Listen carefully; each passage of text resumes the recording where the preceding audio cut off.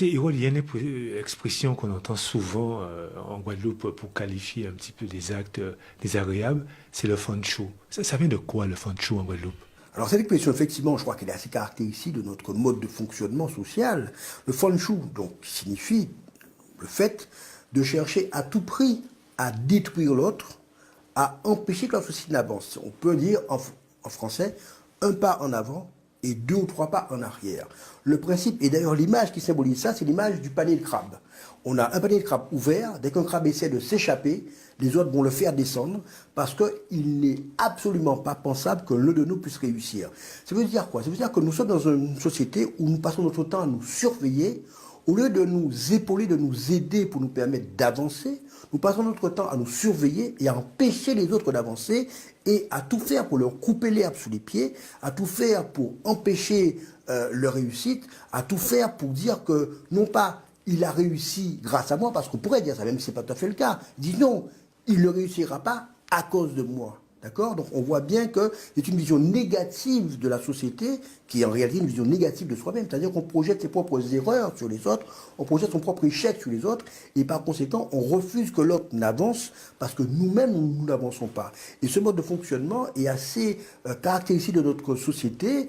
Alors on dit qu'il vient de l'esclavage, en partie, mais pas seulement. Je crois que c'est plus ce mode de fonctionnement dans lequel nous sommes quasiment automatisés, quasiment robotisé, au sens où finalement, ce mode de fonctionnement se nourrit par lui-même. C'est-à-dire que si initialement, l'idée que nous ne pourrions jamais réussir, qu'on peut annexe, c'est qu'on peut c'est ce qu'on a dit effectivement, directement héritier de l'esclavage, mais en réalité, nous avons pris cet argument pour nous-mêmes et nous le développons à l'envi et nous ne faisons que, je dirais, que faire fonctionner ce système par nous-mêmes. C'est jalousie alors.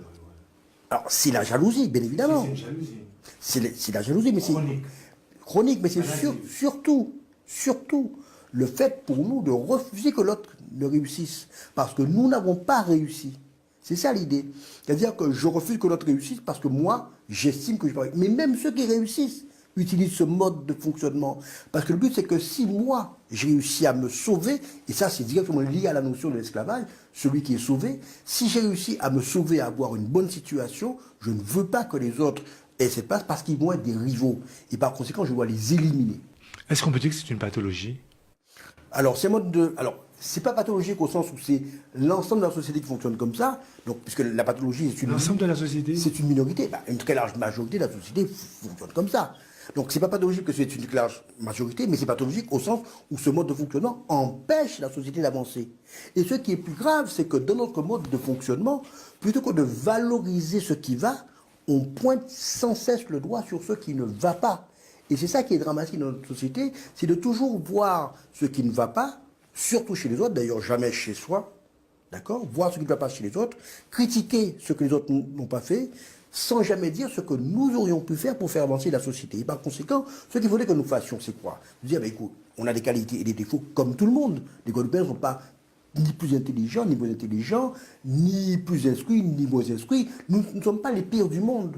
Mais dans notre représentation, nous sommes comme ça. Nous devons nous voir comme étant des êtres humains avant tout, avec une culture, avec un potentiel, avec un savoir, avec un savoir-faire, avec une expérience, avec une histoire, et nous enrichir de ça. Ce qui est assez sidérant, c'est de voir qu'en 2018, alors que nous sommes même dans une société métissée, nous fonctionnons comme une société finalement relativement ancienne, puriste, où on ne veut pas ceci, on ne veut pas cela, parce qu'on estime que les gens ne sont pas, je dirais, suffisamment à notre hauteur, ils ne sont pas suffisamment dignes, et par conséquent, nous passons notre temps à les critiquer, et à les dénigrer, et à les détruire. Et ce mode de fonctionnement, finalement, à terme, pour reprendre ton expression, est pathologique, puisqu'on finit par se détruire en continuant à fonctionner comme ça. Que faudrait-il faire pour justement sortir dans cet état d'esprit du fanchou? La première chose, c'est d'abord de valoriser ce que nous savons faire. La plus petite chose que nous devons faire, valorisons-la. Nous sommes par exemple, en Guadeloupe, peuple de transformateurs.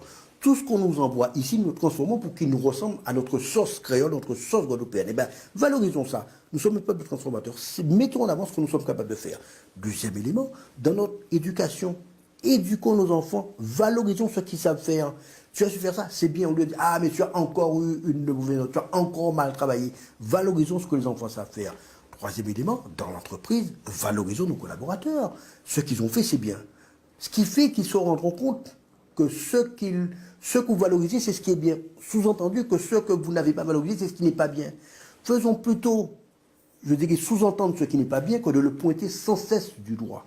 Mais en valorisant ce qui va bien, ça nous permettra d'avancer et d'être fiers de ce que nous sommes et de continuer à progresser. Ce qui fait que le seau de crabe, il sera plus ouvert mais fermé, parce que dès qu'un crabe va essayer de partir, il va entraîner les autres dans sa suite pour avancer. Et c'est ça qu'il faut. Nous arrivons à ce seau de crabe qui soit fermé, parce que justement, dès qu'il y en a un qui a une idée, les autres viennent l'aider et tout le monde avance. Et je crois que l'idée du pige, c'est un peu ça.